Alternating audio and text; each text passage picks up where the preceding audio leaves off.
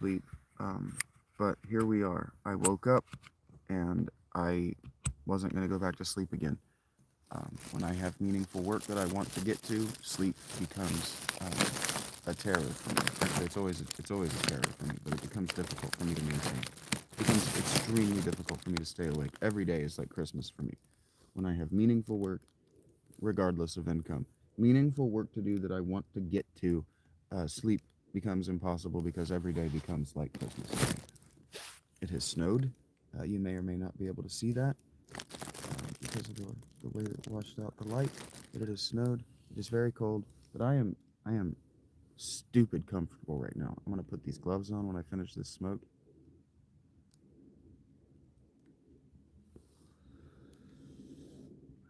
I'm gonna get out of this tent. But it is Tuesday of week 13 of the NFL schedule.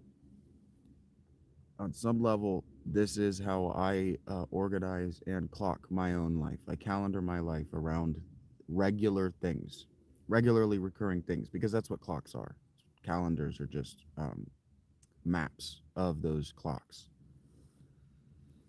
So it's Tuesday of week 13 of the NFL season, and I have been watching this NFL season. I have not been watching this NFL season closely because I don't have any Patreon members. I don't have any Patreon subscribers, and I don't have any members in the channel here who are desperate to hear my commentary on the NFL. And through 12 weeks, I really didn't have anything cromulent to say other than just remarking on what I saw in the games and being disappointed in teams like the Buccaneers for not being able to next man up their way to a, a, a, a big lead in their division. So I do have something cromulent to say. I have maybe a few things that I'm going to struggle to get in order, but I have noticed a few trends in the NFL. And the first one that I want to talk about is um, maybe a years or maybe even decades long trend. But the first one I want to talk about is halftime adjustments. I watched a video that someone had prepared, curated, that someone had made, um, showing a bunch of different coaches and players talking about the reality of halftime adjustments. And the first thing that I noticed, because what I do when I am presented with new information is I evaluate the people presenting the information first. For example, when you're watching the Fox NFL broadcast, is it Fox? Is it Monday night? When you're watching the broadcast that has Dan Orlovsky and Louis Riddick, when you're watching that broadcast, the first thing that I do is I evaluate these two men for the quality, maybe not the quantity, maybe not the hello, Jessica. I evaluate these two for the quality of their experience, the quality of the experience that they're presenting to us. Because anyone, anyone can present coaching and broadcasting cliche. Anyone can present coaching and broadcasting cliche from the color commentary position in an NFL broadcasting booth. Anyone can. I watched the Thanksgiving broadcast that was Tyrann Mathieu and Ben Kurt. All right, so anyone can provide color commentary, so long as they know the tropes and the cliches and they know how to repeat them and they know when to repeat them. But not everyone can give a Super Bowl MVP and Hall of Fame quarterback or defensive tackle, or not everybody has, for example, uh, Andrew Whitworth's experience. Not everyone has Troy Aikman's experience. Even Tony Romo gets kind of a, because he doesn't have experience beyond the NFC Championship game. And so the quality of the information that we're receiving is contingent on the experiences of the people who, and the quality of the experiences, the kinds of experiences that the people presenting the information to us have, mine included. I would absolutely be encouraging you to evaluate me from my experience. That's why I do talk about my work and life experiences. That's why I teach from my life instead of from things that maybe I haven't experienced. or why I reach into my life to teach from things I can't experience. Like I can't experience ancient Sumer. So anyway, halftime adjustments. I watched this video about coaches and players talking about halftime adjustments, and what I noticed is that the coaches and players who were talking on new media. They were talking on YouTube, Twitter, and podcasts. So they were talking on new media, and the people they were talking to were also of a similar class to them. And the thing that I noticed that they all had in common is that the coaches could be but were not employed in the NFL any longer, and the players flamed out. Hmm. And so when they were talking about, and I'm not going to say a bunch of names except for Doug Peterson, because Doug Peterson did both things. He excelled at a very high level and had many, many, many, many quality years of experience working with Andy Reid.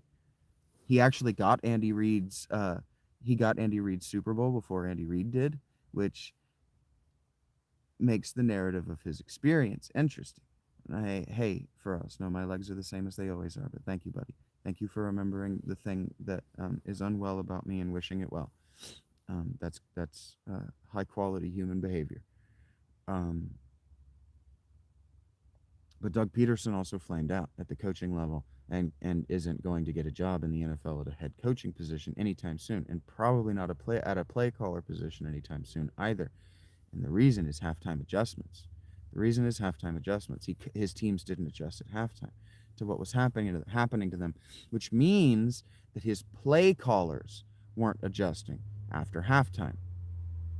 And so anyway, the video that I was watching was a bunch of these has-beens and flameouts explaining that the halftime adjustment is a myth, that nobody actually adjusts at halftime, that all that the players do is go in and eat some lemons and get hydrated and whatever, maybe look at a little bit of film. But I don't believe that that's true of the greats, because the greats wouldn't be dismissive of the game, and they wouldn't want you to accept mediocrity.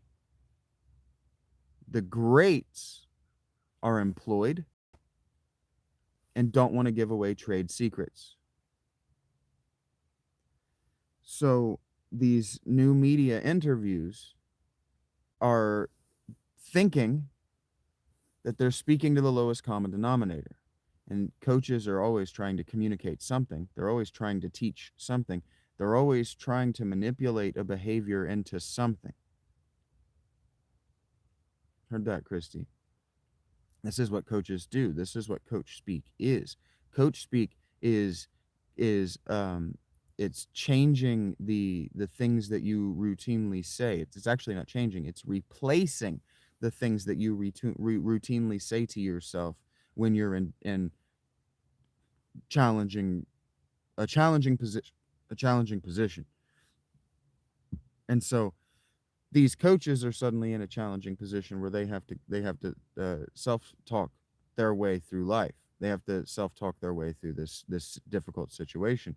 But coaches aren't coached. Hey, Rachie, coaches aren't coached at how to be unemployed. Coaches aren't coached at how to use their coach speak and their team-friendly media training in unemployment.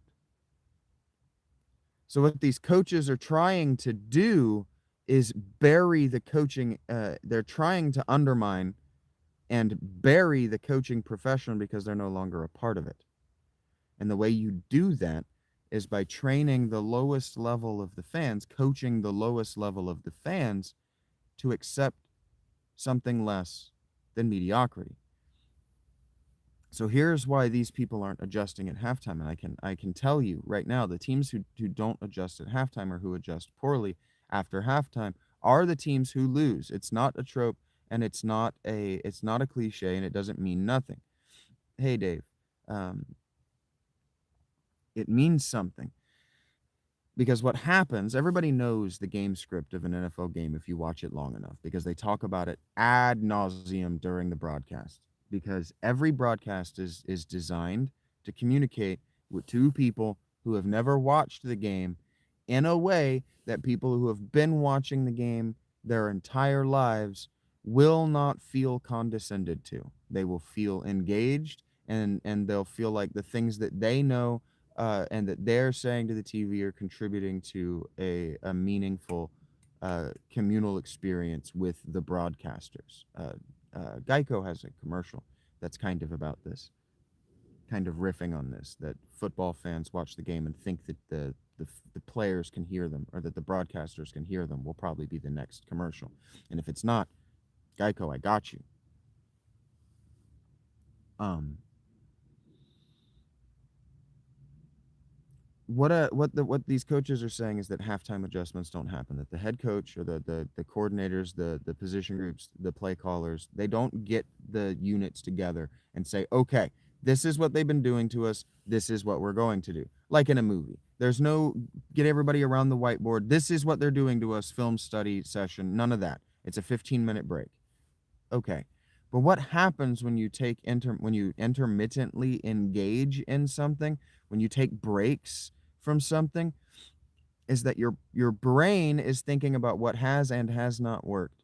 And if you're an adaptive, intelligent person, and football players are extremely adaptive and intelligent people on average, but again, flameouts and people who can't get jobs but should be able to get jobs are what they are for a particular reason, and that's that they accept something less than mediocrity. It's in fact that they're happy to accept mediocrity, but they're willing to accept less even than mediocrity as acceptable.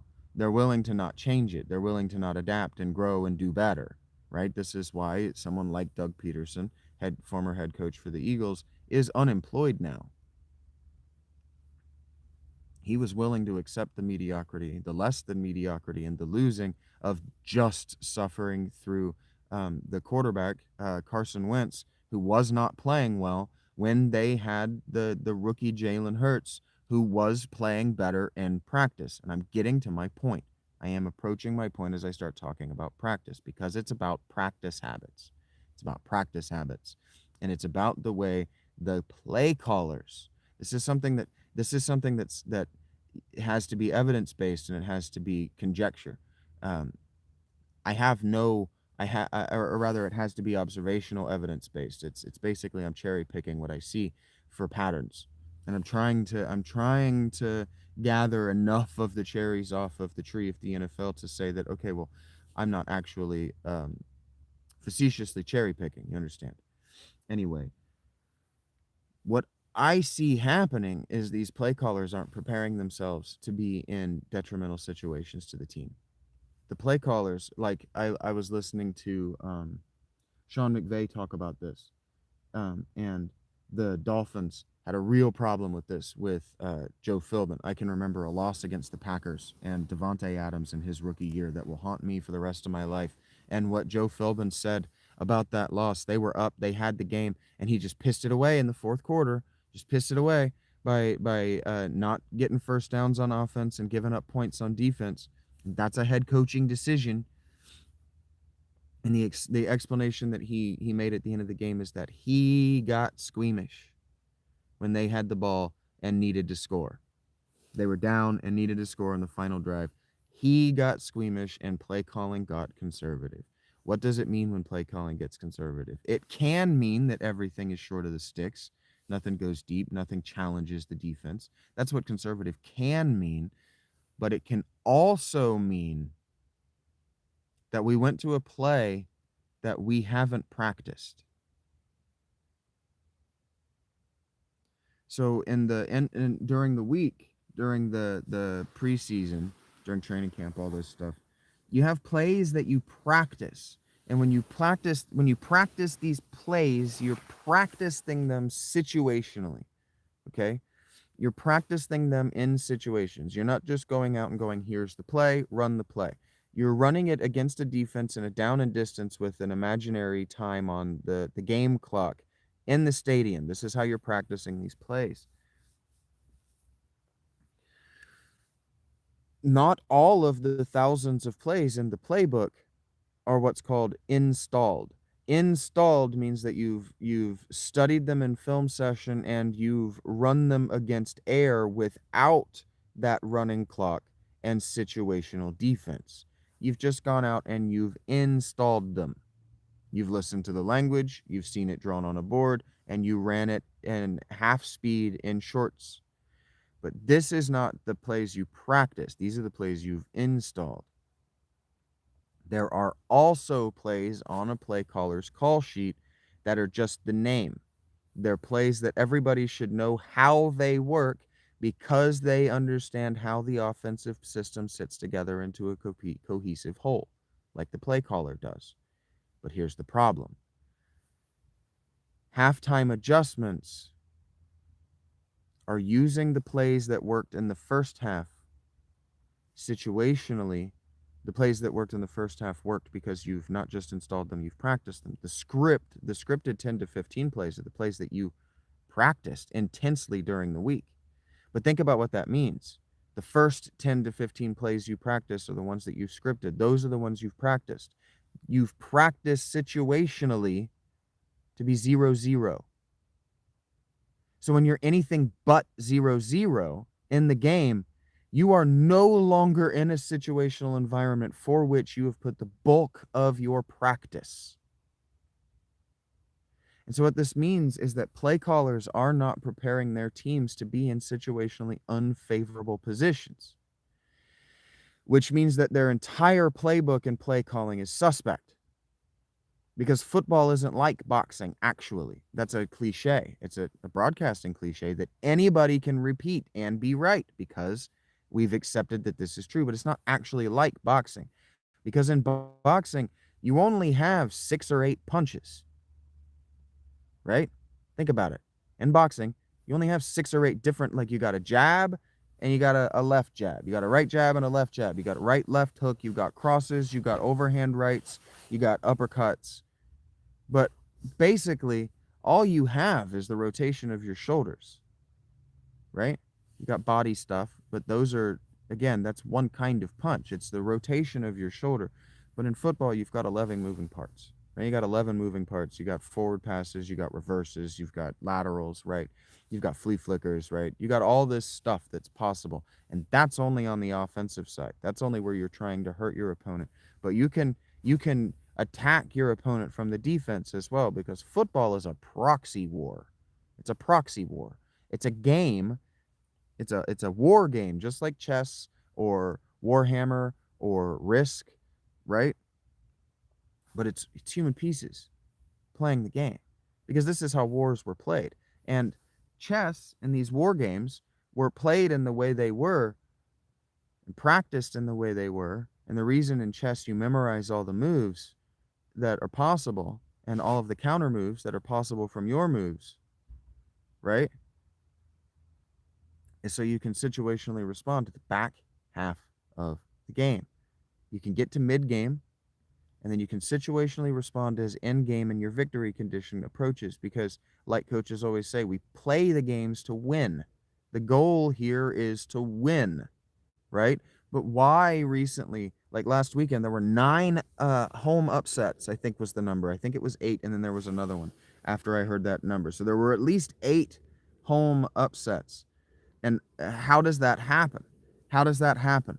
Well, that's, in my mind, it's clear evidence that the away team was practicing for unfavorable situations, because you are going to get unfavorable situations away. You're going to get unfavorable situations. For example, you can count on the home team taking the ball at kickoff and scoring on their opening drive. They're at home, right? You can count on the home team wanting to put up more offensive production for their home crowd because they're at home. How do you counter that? You put up more offensive production in their home to silence their crowd so it feels like a home game when you're on offense. All of this is obvious scripting because of the push-pull tension of 100 years of NFL football. The push-pull, the recorded and oral histories of the push-pull tension of American football. This is how we can have broadcaster tropes and cliche that hold true for 100 years, right? But what I'm noticing I think I'm noticing is that play callers are not personally prepared for the back half of the game. And so it's more like the NFL is much more like a trading card game, not a trading card game, a deck builder like Magic the Gathering, Pokemon the trading card game, Yu-Gi-Oh. But specifically, what I'm running through in my mind is I'm fact checking or counter arguing this argument as I make it is Hearthstone. Blizzard Activision's Hearthstone. I played a lot of that last year around this time. And so, of course, my brain is going through and processing what I did last year to survive this because I couldn't go live in this way. I didn't have the battery bank and I couldn't keep the inside of my tent warm enough to not freeze and lose my phone's battery. I'm not losing my battery particularly quickly because I'm able to keep the inside of my tent significantly warmer than I did last year because it doesn't have a great big fucking hole in it, for starters. And I also have a year of experience to just be better at this thing. That's why I wanted to do it, Rachel, my love, my darling. It has nothing to do with not trusting you. It has everything to do with I developed this skill set that I won't be able to use in Florida. And that would suck. But I don't want to do it again next year. Anyway, um, head coaches, play callers, they're not preparing themselves and their teams. They're not going through meaningful reps. Players talk all the time. Hall of Fame players talk all the time. You'll hear Troy Aikman talk all the time. He's all the time advocating. Even I don't remember what game it was I was listening to. I do remember it was Chris Collinsworth on Sunday Night Football. They advocate all the time that young players be put into be put into or they be put into situationally disadvantageous positions. Situationally disadvantageous positions. I'm in Ohio, Tony. That young players, young quarterbacks, be thrust into situationally disadvantageous positions and allowed to fail without their jobs or their head coach's job being on the line. So, Brian Dable, in large part, is no longer employed by the New York Giants because he wouldn't put Daniel Jones and the new kid, I don't know his name yet, it just hasn't stuck into my brain. He wouldn't put these high draft picks into situationally disadvantageous positions to allow them to fail without threatening their job security. And I am of the opinion the reason that coaches do this is because they are with these guys in the meeting rooms and they know how fragile these guys' confidences are. The problem is that they aren't also good coaches and their dads and able to buoy, that is, help them float above the surface without drowning under all those emotions, buoy over those emotions. The coaches don't know how to do that. The coaches that last are the coaches that are able to buoy their players through the hard times. You think that Bill Belichick wasn't able to keep his players afloat during all of that? Bill Belichick lost his jobs because his players no longer wanted to come to work because they weren't buoyed by his experience, because his experience was no longer relevant in an NFL that was beating him every week. He won't get a job next year. He shouldn't get a job next year. If he gets a job next year, it's on a dumpster fire team that just wants to have um, their team's name and an asterisk by his career um, record for wins. But what happens? This is what happens. If you know deck builders, you've already figured out my argument and you've checked out. You're done. You don't need any more from me today. That's awesome. By the way, no spite here. I'm not here for the watch hours. I'm here to make an argument that I think is actually a pretty good one. Um, and we all think our arguments are a pretty good one. So don't take that as why you should like it. In trading card games, you need to build the deck in a few ways. The way I did it, I'm not competitive, but I'm not good, but I'm competitive. I got up to very near the semi-professional competitive players in rank with a garbage deck that I built from without spending any money. So I'm competitive, But if you've watched me game, you have to know that I am competitive because rules sets are designed to be competitive at any skill level. Especially Eric, if you're out there in the universe, matchmaking is designed to be competitive at any skill level. And so if you're playing with people who are bad at the game, it's because you are early in the matchmaking process and statistically likely to be terrible at the fucking game like they are.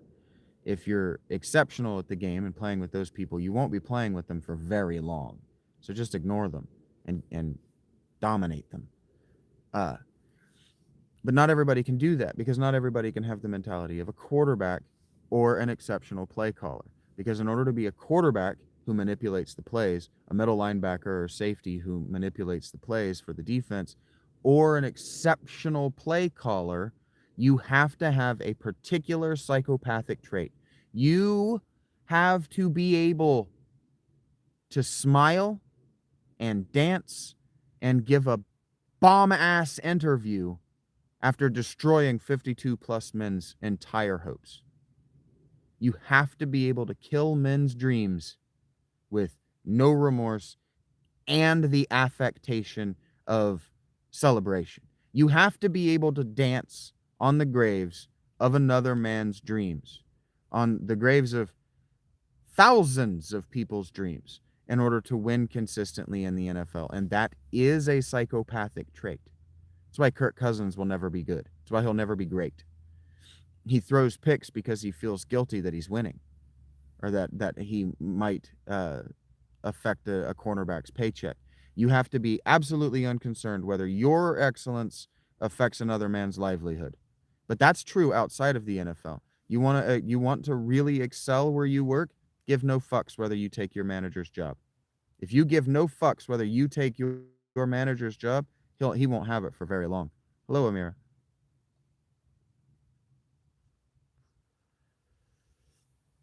And so I don't know if my argument to you seems closed all the way or particularly well. I already made it to somebody earlier today, and then I realized, oh, I've been talking about this for 20 minutes. I should have probably just made a video about it.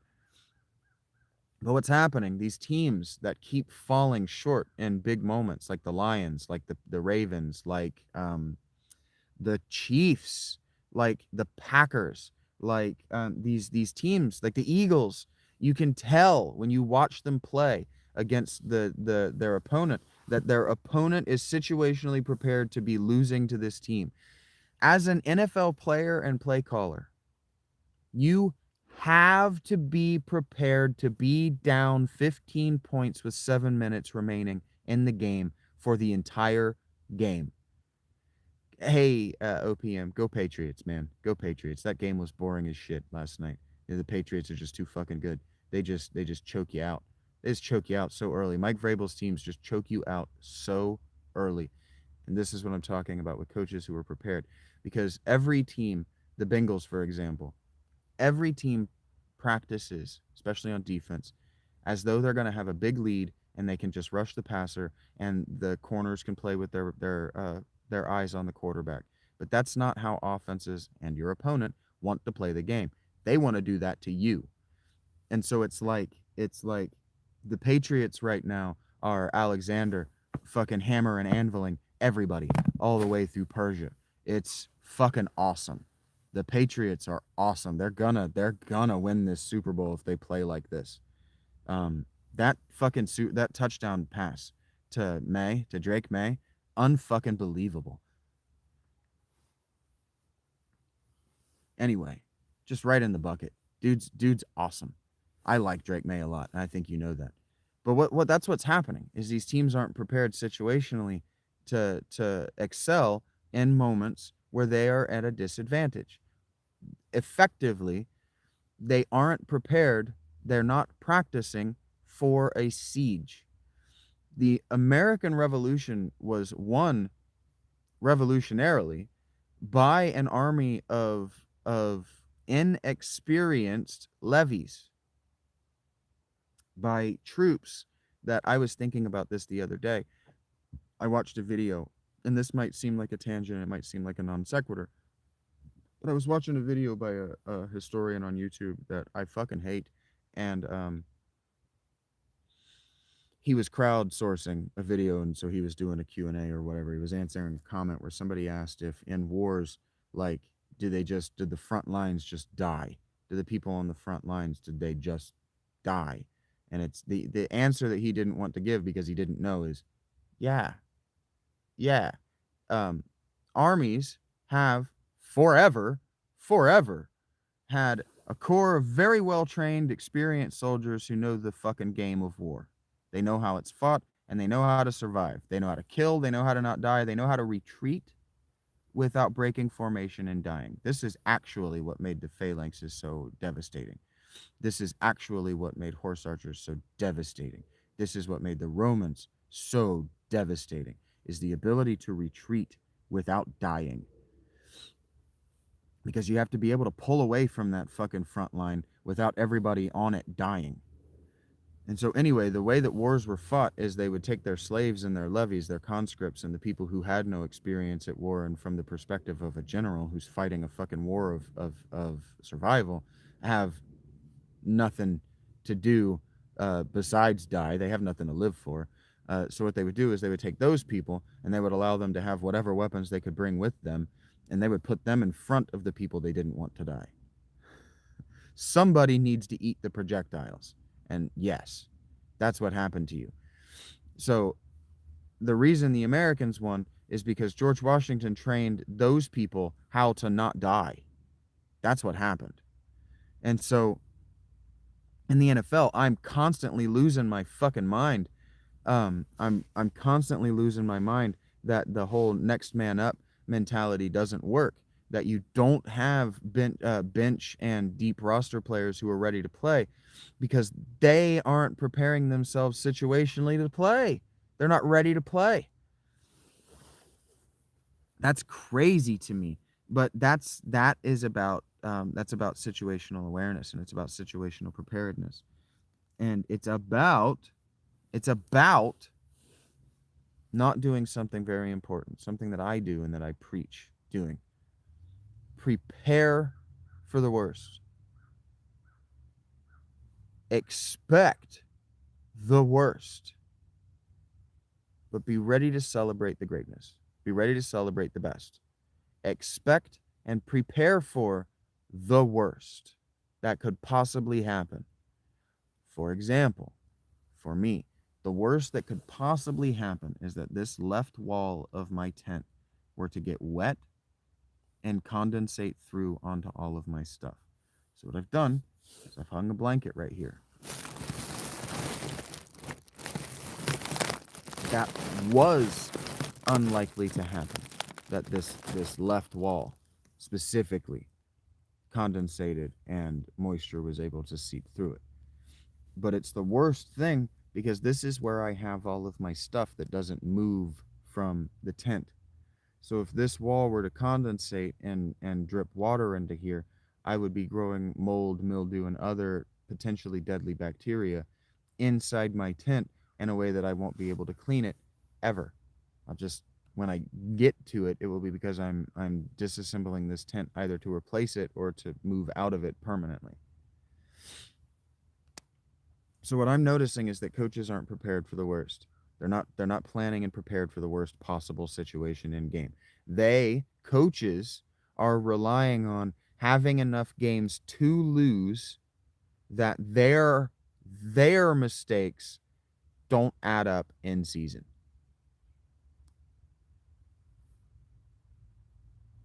But the reason these play callers are struggling, and the reason that the halftime adjustment seems like a myth, is because what's happening is in the deck builder situation, play callers are coming out and they're calling their best 15, right? They're calling the scripted. And then you can't call those again because you'll throw interceptions, you'll get fumbles, you'll get losses for yards, losses of down, you'll get loss of yardage. That's what I'm trying to say. And then your players are going to be thinking about how the game plan doesn't work because the defense knows what the game plan is because the defense analyzed the first 15. This is why you'll watch the first drive of a game, the first 15 plays of a game. baller. Team will come out and look amazing. And then their 16th through 30th plays will look lost and like they don't fit together. And like there's no plan, there's no cohesive plan because they're not. Because for the first half, you're trying to go through your scripted plays and then you're trying to throw jabs and see what the defense is actually good at. But here's the problem. The defense isn't going to let you do the things that you were good at in the first half and the second half. That's called a defensive adjustment. That's just in your head. I'm not going to let him get that slant again. And so now the offensive coordinator is in his head. The play caller is in his head because you can't call those plays that you can't call the plays you scripted. You can't call the plays that were successful when you were throwing jabs, even if they scored for huge gains. You can't call those plays again. Why? They won't work.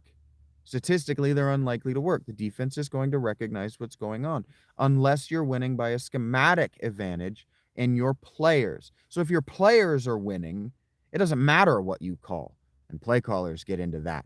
Play callers real bad get into that. Andy Reid, when he still had Tyreek Hill, got himself into that situation. He hasn't been able to find anybody that's adaptive on the fly as Tyreek Hill was with Pat Mahomes.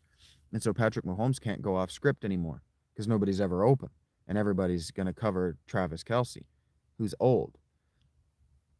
So they no longer have a schematic advantage in the players just being better. The players just being better than their opponent. When the player is better, it doesn't matter what you call anything. Your players are better, right? This is why we're like, well, why don't the players call audibles? Why don't they call checks at the line of scrimmage? Why don't the players change the game based on what's going on? And the answer is because they're not trained to.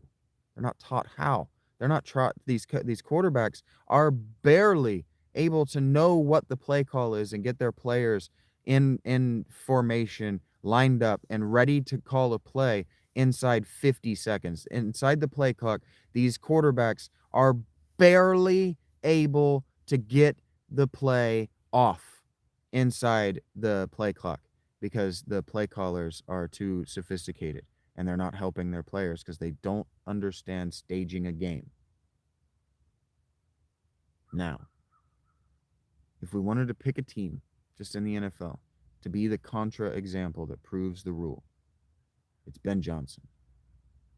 Watch the Lions of the last 5 years or whatever he was there. Watch the Dolphins when he was calling plays and coaching Ryan Tannehill. And watch the Bears right now.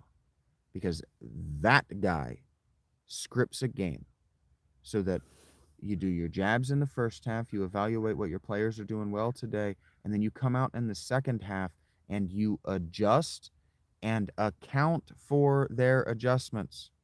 You do different things that are categorically what you're good at. And you just keep running the ball. You just keep running the ball in the second half. So many teams get out of running the ball in the second half because running the ball isn't sexy. And a play caller is not going to get kudos in the newspaper on Sunday morning for a sexy 7-yard run on second down when situationally all you need is a first down and to chew clock. But an offensive coordinator and play caller absolutely will lose their job for calling a pass play that went for an incompletion and then resulted in a punt, and the other team ran the ball and you lose. So that's where I'm at. What I have noticed watching the NFL through 13 weeks is that the play callers are not situationally prepared for the game of football, and that the majority of them, the vast majority of them, vast majority of NFL play callers, I can count Ben Johnson, okay, right now as the only person not doing this. Hey, Samuel. But the vast majority of play callers aren't calling an entire game. They're trying to improvise based on their experience with the game and with their play calls. And what's happening, especially in these inter conference games. So when an AFC team plays an NFC team, the reason, for example, that Lamar Jackson has such a wildly lopsided record against the NFC, he's an AFC quarterback, and the reason he has such a wildly lopsided record against the NFC is because there are 0 quarterbacks of his style of ball in their conference. 0. quarterbacks of his style of ball in the NFC. And so they don't play it ever. And so they don't need to prepare for it ever, because their path through their division, through their conference to the Super Bowl doesn't include a quarterback like him. So even though he's on their schedule for one game, they figure we can either improvise or we can lose that. We can improvise our way to a win, or we can lose this game, and it's really only a half loss. What happens is that coaches do that too many times, and then they're Mike Tomlin, and they're looking at their first 500, under 500 record as a head coach and termination. Like, this is a real thing. I really think that the reason that Arthur Smith lost that game is because he lost the flow of the game script. Why the fuck is the first play with Mason Rudolph under center a fucking pass? Because traditionally, and as far as your tendencies go, it's supposed to be a run. So we'll call a pass. We'll catch the defense napping. Oh, except the defense knew that's what you were going to do, because you're Arthur Smith and you don't just play typical tendency football.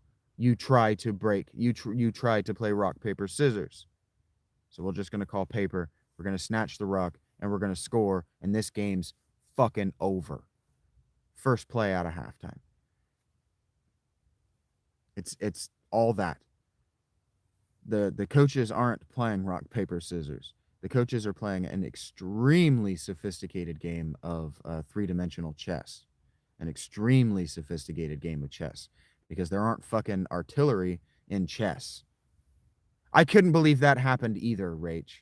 That Aaron Rodgers stood in the pocket too long and took a devastating sack didn't surprise me. You said he was sleepy, and what I watched of the game, his feet were slow the whole game. But the fucking play calls. It's the fucking play calls. The Steelers are a good running team. Run the ball.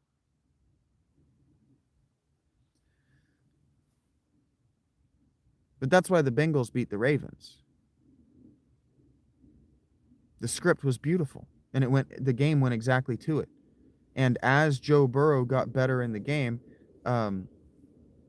head coach Zach Taylor was able to call, I don't know if he's the play caller, but he was able to insist on more aggressive and more fun to watch play calls. His team was able to do more fun things. If you can do the basics, if you can run the ball, and you can catch, and your quarterback can see the field, you can have fun in the fourth quarter. Yeah, game was over. Yeah, once the offense saw Aaron Rodgers bleeding, they were out. They were done emotionally. They don't suck. But they were done with that game. Emotionally, they were all the way out. Checked all the way out. You could see it. Mason Rudolph's eyes were about as big as fucking saucers, like he'd never played a game of NFL football before. And that's what I'm talking about. Mason Rudolph wasn't situationally prepared to come in for an old man. How? How were you not prepared for Aaron Rodgers to take an ugly sack? He's 75 years old. Anyway, this is what I'm talking about. I've noticed it a lot this season. Just gave them the win. Gave up.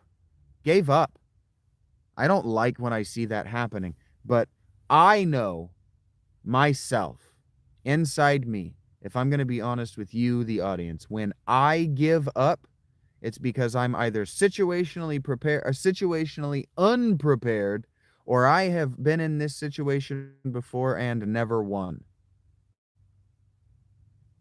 And that second thing is why play callers don't like to put their young, that's why they don't like to put their young players in situationally disadvantageous plays. They did, Bon. The first half was good. The first half, they blanked the Bills, and it was perfect. And then the halftime adjustment was, I'm talking about halftime adjustment, so I'm being ironic, but the halftime adjustment was Mason Rudolph, and that wasn't going to work. And then the defense just gave up. The thing is, the defense blanked the Bills in the first half, 0 points. And it just, Now, it's not scripted, Sam. If the NFL was scripted, there would be a dominant team every year. And that dominant team would only win in the playoffs one out of every 4 times. They would only have about a 25% win rate, the dominant team.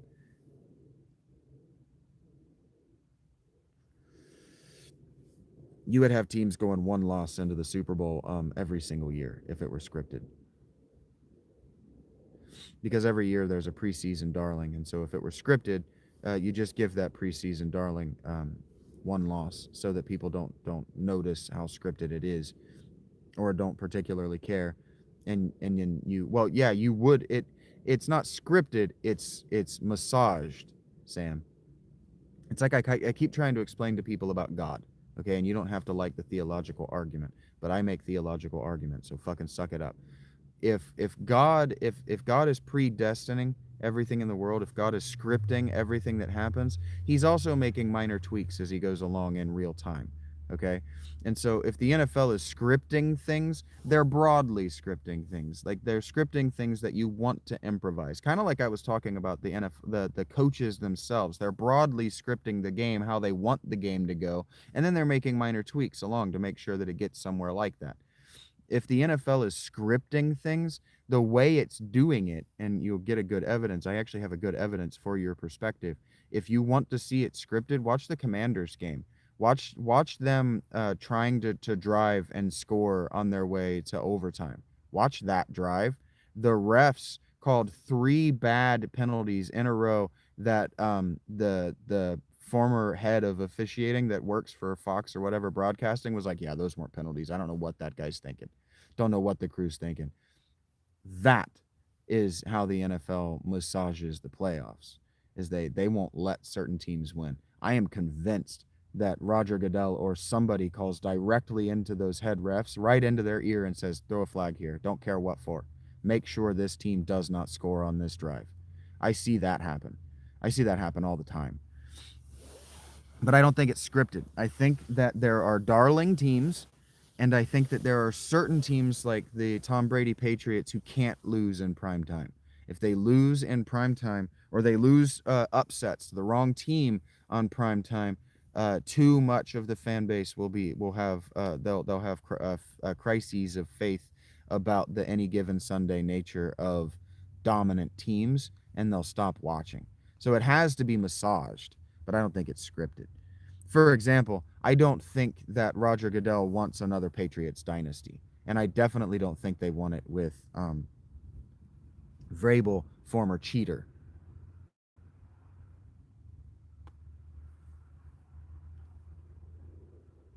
I think the NFL would prefer to move on from Robert Kraft, but Robert Kraft owns 1/32 of the NFL.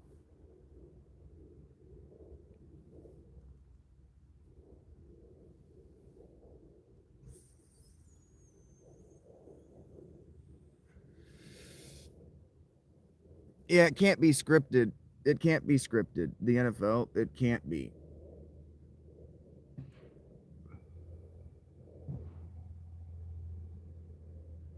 I'm also pretty sure it's federally illegal. Sports leagues are considered sports leagues are considered entertainment as far as like their IRS bracket, whatever, like their tax schedule. But I don't know what that means, Sam. The sports leagues, especially the NFL, are considered and they're considered entertainment for their tax bracket with the IRS or whatever their tax filing. But I am pretty sure that there is federal legislation in the U.S. that prevents these leagues from too openly massaging the winners of their championships because of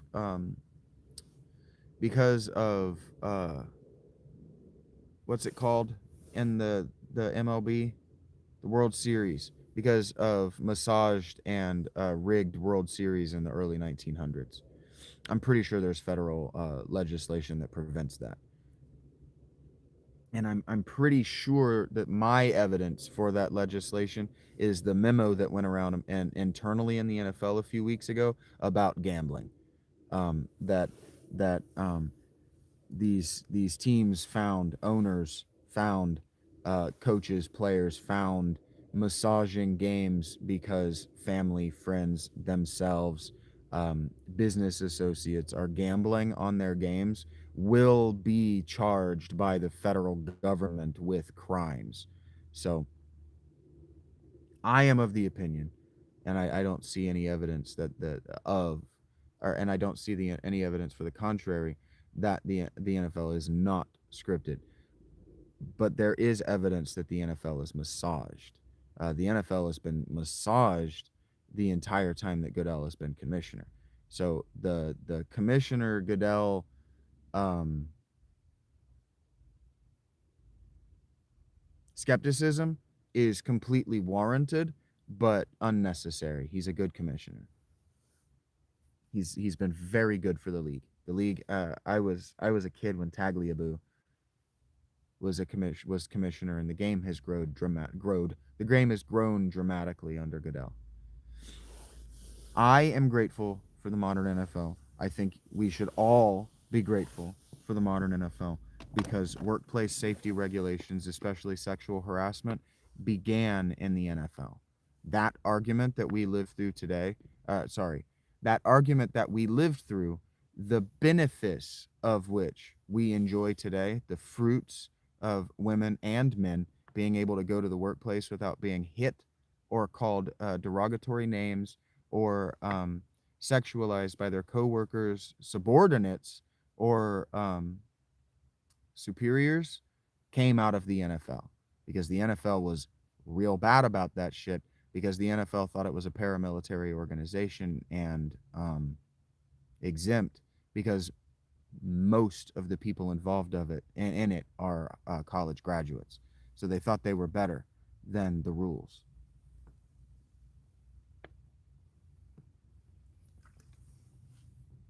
And we, the people, and the federal government, I meant to say the state and federal governments is what I meant to say, but I only said federal governments. I said federal governments, like I think the U.S. is a sovereign nation to the United Nations, and I don't.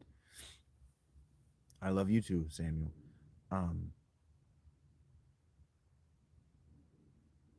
we live in a safe and good world. People in the U.S. and people affected by U.S. sovereignty. We do. We live in a confusing world and a very complex world. But in 2025, we live in a significantly safer and healthier and fairer, fairer world than we did even during COVID. And I am of the opinion, and I see evidences of it every weekend, that it's because of the NFL.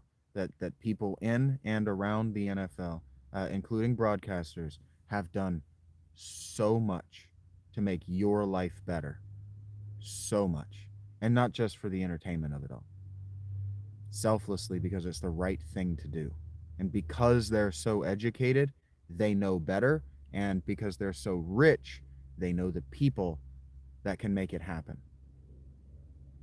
And I see you all, I know you all bailed because I'm telling you that the NFL is good for your life, whether you watch it or not. I know nobody wants to hear that. Everybody wants to be mad at those rich fat cats, but they're not. Not all of them. The owners, but that's 32 people, right? That's 32. Not all of them are individuals, but you understand what I'm saying.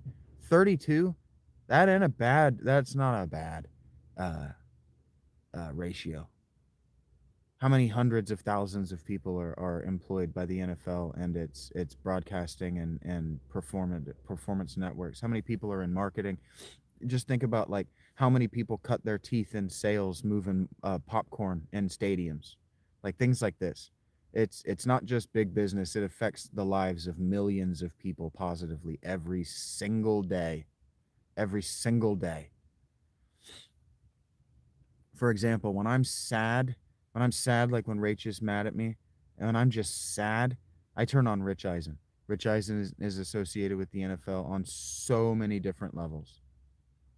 And just Rich Eisen's presence makes me feel better. That's the NFL giving that to me. The NFL made that possible. Without the NFL, without ESPN, without the NFL Network, without Disney, I wouldn't have that. And I'm grateful. I am grateful as fuck for that. Even as I am completely beside myself that the Chiefs are going to miss the playoffs this year. Completely beside myself. So if I didn't close any of my arguments, please let me know in the comments. Please let me know in the chat. Please ask follow-up questions so I can circle back around.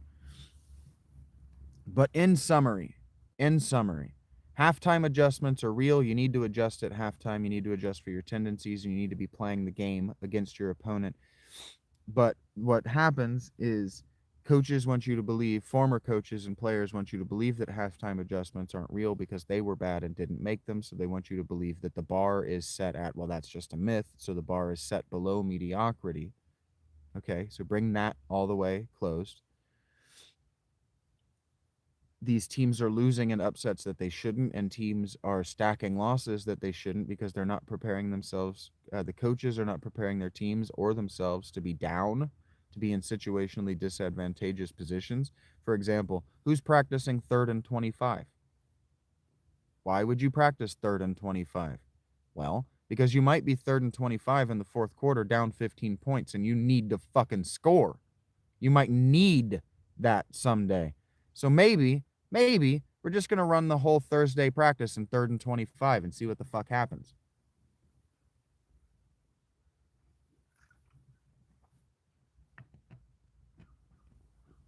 Mostly what they practice is red zone. It's mostly what they practice. Their live practice sessions are mostly spent in red zone. And now the NFL and look, the Players Association, frankly, is the ones, the owners aren't the ones at fault here, and the coaches aren't the ones at fault here. If you want to blame anybody for the content and the quality of the game, you need to be upset with the Players Association, the Players Guild. It's not called a guild; it's called a union. You need to be upset with the Players Union.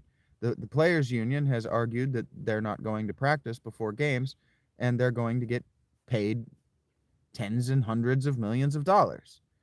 And so the quality of the content on the field is exactly what you get when you don't fucking rehearse. Like, just imagine a movie where everybody showed up with the script and nobody rehearsed.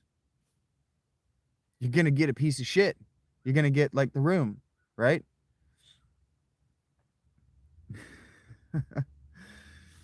So blame the players. If you're sitting in Taco Bell and your food is coming out shitty, and you're not happy with the quality of the music and the environment and the service that you're getting, don't blame corporate. Blame the human beings that just gave you a bad situational what am I trying to say? That just gave you a bad situation. That just gave you bad situational hospitality. That's what I was trying to say. Because they weren't prepared. They weren't prepared for you. And you deserve for people to be prepared for you.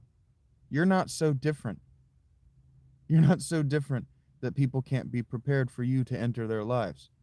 Prepared to try to make you smile. Prepared to try to make you comfortable in their presence. So really, now I'm just talking about broad social retardation, right? Where we just take oh, well, I didn't know you were going to be like that, so I was just completely socially unprepared for this situation, and I'm just supposed to get off the hook for that. Please don't fire me.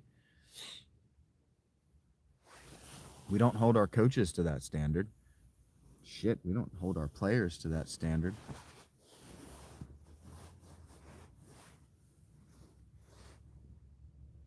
It's about personal excellence. I guess I'm just back to talking about personal responsibility and excellence, right? Just be excellent, man. Excellent. Right? Just excel.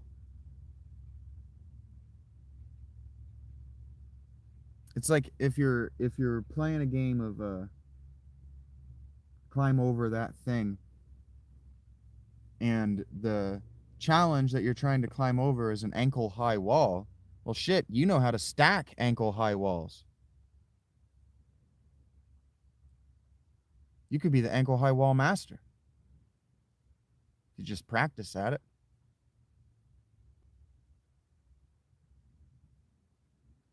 All right, I love you guys. That's been an hour. I don't have anything more to say about that.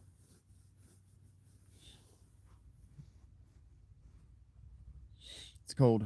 Actually, I'm warm and very comfortable, but it is cold, and I need to get out of here and start to do my day. I don't have anything to upload. Actually, I don't need to get out of here and do my day. I need to get something to eat, and I need to take a dump. But other than that, I don't have anything to do. I don't have anything to edit or upload to the channel. I guess I could finish the most recent Dragon Age. I just wanted to hang out with you guys for a little while. That's not true either. I realized I had an obsessive thought. I realized that I had something philosophical to say about the game of NFL football. Hey, Mustang, what's up? It's good to see you. And now I'm tired and kind of want to take a nap. I only got like 4 hours of sleep.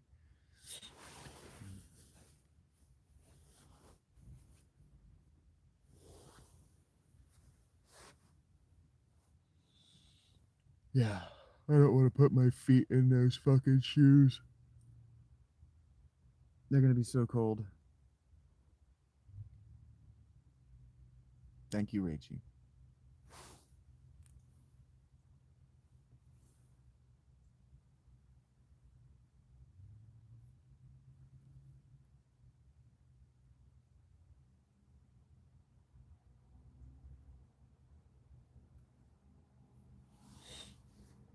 Ugh. Yeah, now I feel like I kind of need to retreat from here and get off of here because I owe Cash App $150 in 2 days, and I don't want to be panhandling. So I feel like I need to go and do something with my time that can make me money in the future, and that this wasn't about trying to make an income. This was about I have an obsessive thought. I want to reach out to my community that hey, I have a thought. I'm alive. Yeah, it was great, wasn't it, Mustang? I'm gonna go back to it tonight. I'm not gonna be able to finish it tonight, but I am gonna read until I finish that. I really liked it, and I'm gonna come back to it tonight. It'll be after I leave Taco Bell, so sometime around. Oh, excuse me. Sorry, sometime around 1 a.m. Eastern.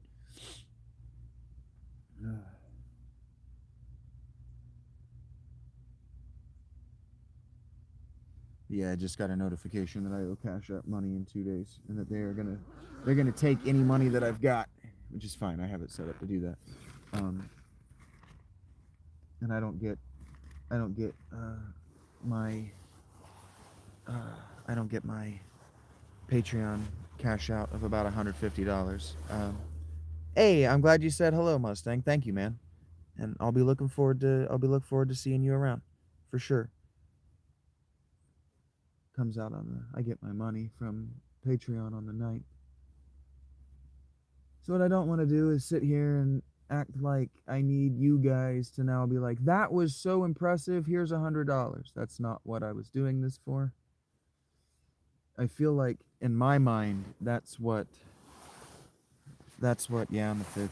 That's what my Let's Plays are for.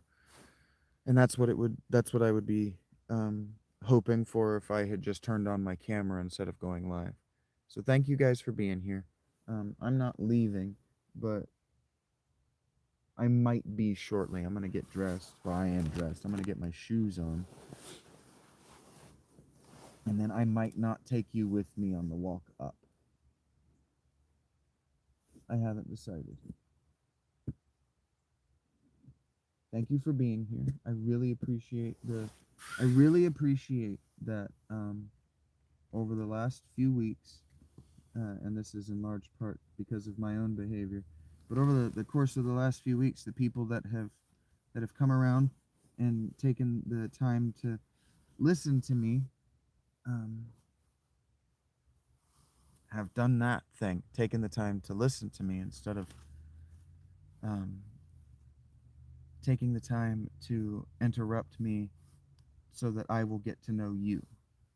I have no problem getting to know you, but like I was watching another video this morning, and maybe I should find it and I should like make a short or a reaction video to it to demonstrate why that guy is wrong, but I am right.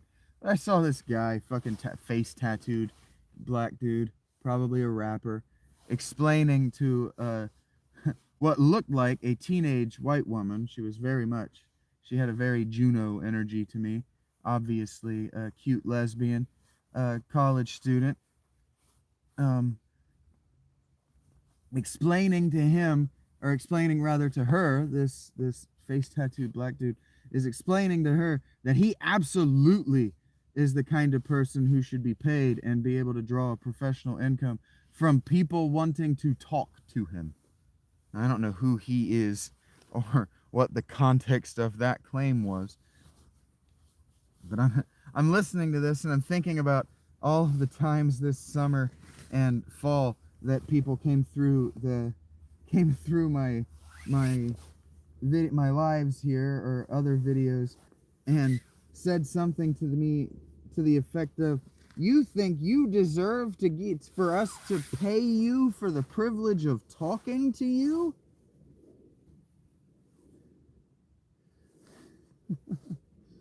And I'm seeing this guy say that he deserves to be paid for the privilege of talking to him. And then so I'm listening to him say this and I'm thinking, all right, well, let's hear it. Let's see if your argument was better than mine, I guess. Let's see if you're even a good interview with this young woman. And he goes, his claim is that he should be paid to be talked to because he's such a good conversationalist. His argument was fuck you. And his example of how good he is to sit in a room and talk to and that he should be paid for it, I'm assuming he thinks that's what therapy is, like clinical counseling. His example of what makes him a good conversationalist and someone that you should absolutely pay for the privilege to speak to was that he can sit in a room alone with you and ignore you. Like, shut the fuck up. You don't even deserve temperamentally to eat, let alone be paid for anything.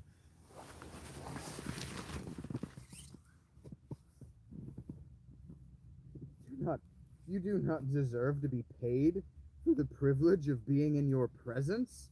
You deserve to be beaten until paste.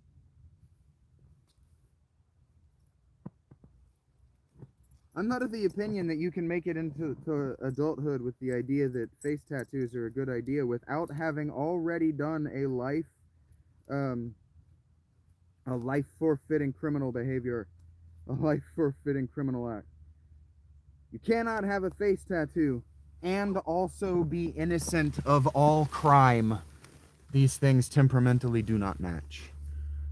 And he was mumbling, and his argument, his supporting argument was, you should pay me because fuck you, that's why. Could you imagine if that's what your therapist said? Like, you go to your therapist and you're like, okay, but yeah, why should I trust you with my time? Yeah, you didn't get a face tattoo though, Rach.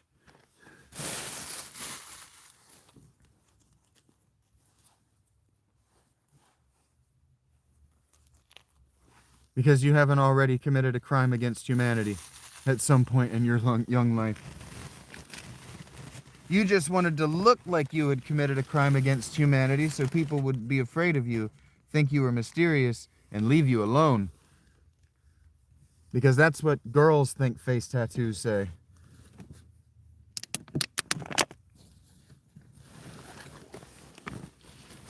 Yeah.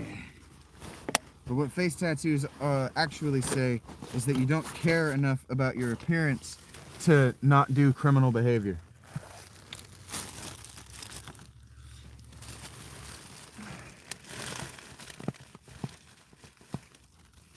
They say that you care so little that you want to be memorable. We used to only tattoo the criminal. We used to tattoo and brand them right on the face. That's why people get face tattoos. It's a reclamation of the penalty or punitive tattoo.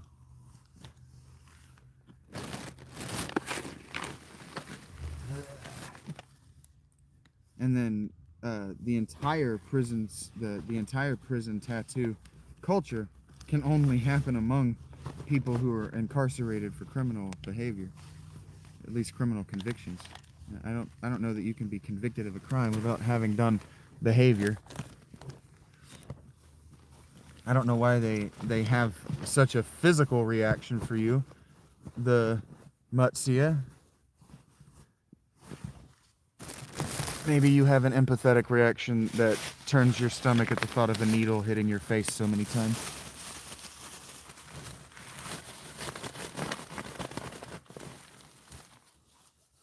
Maybe that's a sympathetic. Maybe you have sympathetic pain that turns your stomach. What's up, Clint? How you doing, buddy?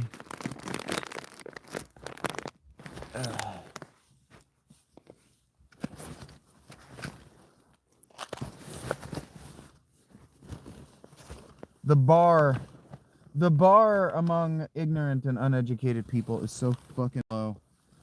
But then we give them millions of dollars and let them be famous as well. And then we complain that the bar is so high for us. And it's like, well, if this house here can only fit 10 people, there's 7 billion of us, and we've made it so the only people who can get in the house have to be mentally and socially retarded. Well, not all of us are going to fit. Some of us showed up not mentally and socially retarded. Some of us showed up functional. Which indicates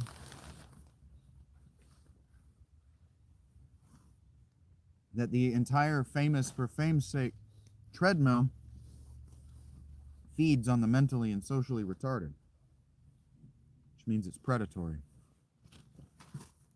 Which means if you want on it, you are mentally and or socially retarded. So here we go.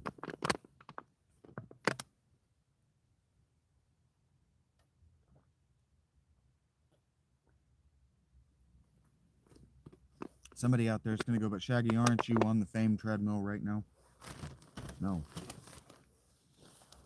I do not want to get famous. I need to be famous already in order to accomplish my goals. So, get on that, the past.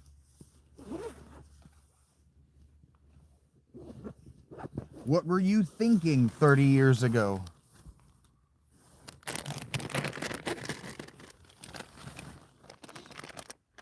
I love the idea that we chose this life.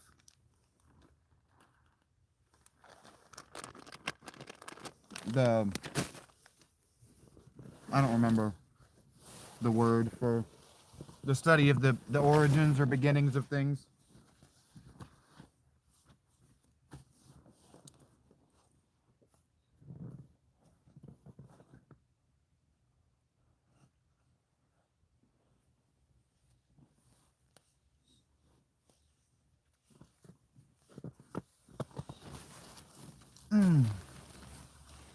I like the model that we chose this. That we chose our parents, that we chose the set and setting of our conception, that we chose the circumstances of our birth and early childhoods. Especially especially as regard the consequences of, oh, that's bad. Said. Okay.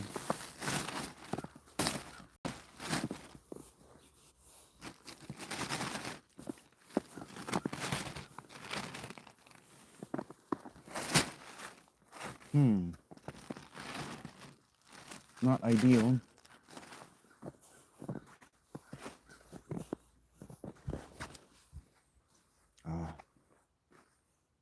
That explains that.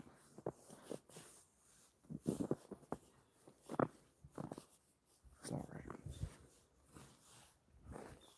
I'll have to come and deal with that later, but I got a tool for it, and I'm not doing it right now because wet hands. Heard that. Glad to hear you're staying warm. Yeah, not fame, but greatness. That's right. Not honors, but glory. Unfortunately, glory is for the dead. I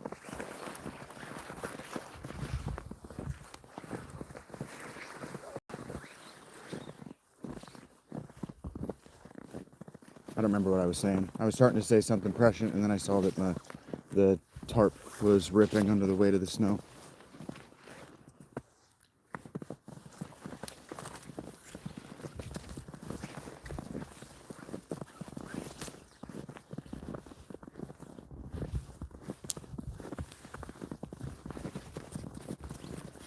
Oh. Where'd you go?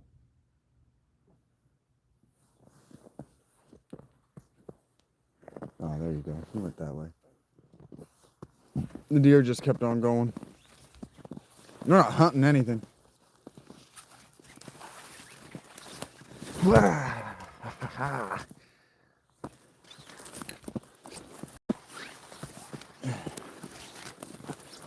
Again, preparation for disadvantageous positions.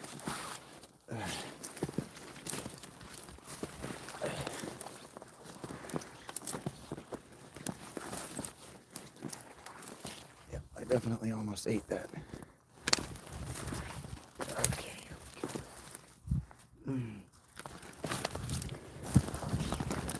We're hunting pussy. Reminds me of a joke that somebody told me when I was a kid. I don't remember exactly how it goes. But on the fourth lap of the story, this granddad's hanging out with his grandson. And the grandson comes walking by with a pussy willow branch. His granddad's like, "What are you doing with that pussy willow branch, son?" He says, "I'm going hunting pussy, Dad." Or Granddad. And in the first 3 laps, he was carrying something ridiculous and came home with what he was hunting for. And so the granddad goes, "I'm on my way."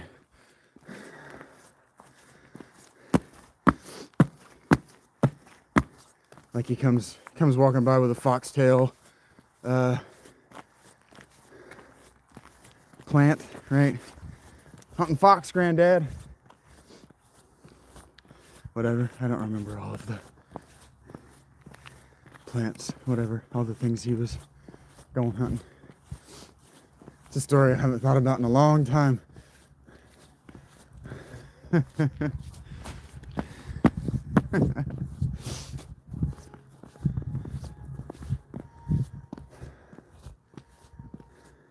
Yeah, sorry, whatever that thought was, it was a good one and it's gone now.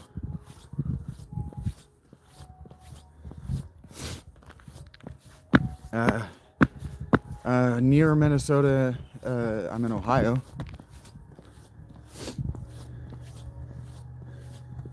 I'm near the Great Lakes, if that's what you mean by Minnesota. But I'm still about an hour south of the Great Lakes, maybe 2. I'm right in the center of Ohio. Actually, I'm about 45 minutes to an hour east of direct center, but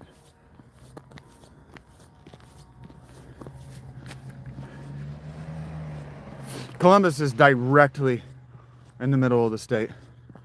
I'm about half an hour to an hour east of Columbus. Oh, I said I don't know I remember now what I was talking about. I like the philosophical or religious, I like the point of view that we as human beings choose our lives. Our parents are set and setting of our birth before our births. That we were intelligent choosers before birth as well, and that we choose this life. But that is it's a difficult and almost hilarious argument ad absurdum for pro-choice, pro-choosing oneself, not pro-choice abortion. A pro free will. There you go. It's kind of the argument or the reductio ad absurdum for the free will argument when you're me. Like it's really more of a thought experiment of acceptance than it is a tenable belief, because once you get into my life, like the people who believe it tend to be talking to people who had good parents, they had stable childhoods, they have good lives, and what they're doing is they're FOMOing their way through adulthood, or YOLOing, or wanting to be someone other than who they are.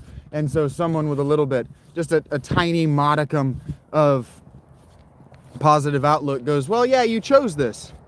Because at every stage since you've been able to form memories, you've chosen everything you've done. Everything. Because if you didn't choose it, you wouldn't have done it. You wouldn't still be here. You would have chosen that other thing, because that's not barred from you either.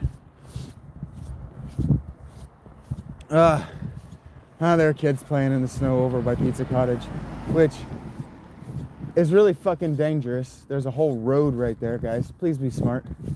Anyway, it's kind of the reductio ad absurdum, the reduction to absurdity of which is a philosophical. It's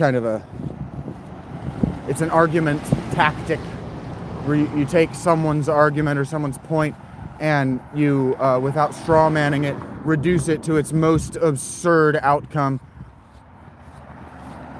Or example, literature, fiction, rather, storytelling is a really great place, a really adept place to use the reductio ad absurdum. That's where like utopia and satire come from. They're reductions of the core premise to its absurdist principle.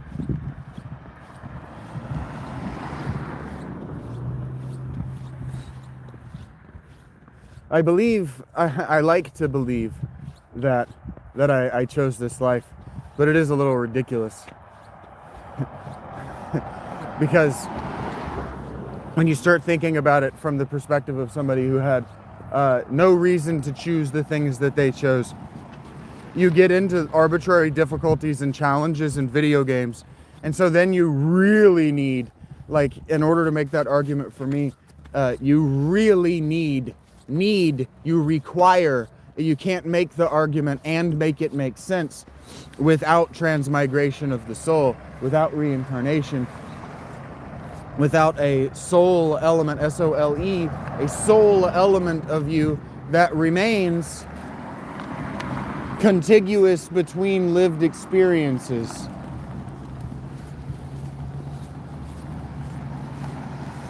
That learns and adapts over time.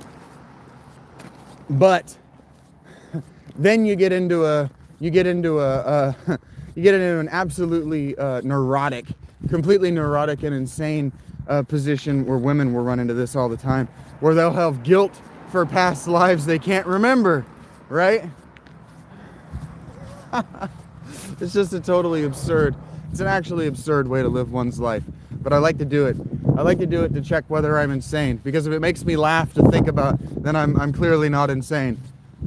If I think it's absurd, and I understand it's a thought experiment, and I hold out like, you know, you put $1 on red just in case, you know. You don't have to play at Pascal's roulette wheel the same way Pascal does. You can bet on all the gods. Just cover your bases.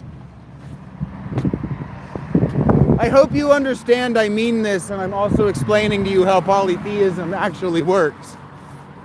Because most people are henotheistic. Most people, they bet on the religion of the state and of the family. They don't actually bet on the religion of grain, the religion of doorways, the religion of roads, the religion of car engines. Most people don't do that, and never did. But I like to sometimes. I like to just practice what it would be like what it would be like if I actually believed it. Like, if I actually believed this, what kind of things would I say and do? And they're all hilarious in a modern context. Maybe I need to do that in 7 days. I need to just have Dick start developing a polytheistic religion of all of the shit that he has to maintain, because on some level the giving things intelligence and attributing agency to them is a way to make sure that you incorporate into your routine maintaining things outside your own body. For example, the religion of the state is about reminding you to maintain the state. Not that the state is watching, not that the state is trying to prevent you from doing things, but that if you do things that benefit you and the state, then the state will continue and you can continue to benefit with the state. I think it might actually be really funny, Rach, if if Dick, over the course of the next 5 or 10 weeks, starts to go insane and develop a religion of car engines, because I need one really bad. I actually need 2 of them, and I can't find them. That's actually really funny to me. That might actually happen. I need to find a damn impact driver.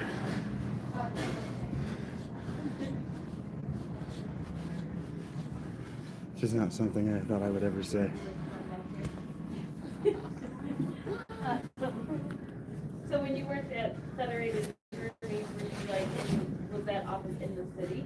Yes, I went there 3 days a week, so we were hybrid, so that was nice, Yeah. We were hybrid. Okay.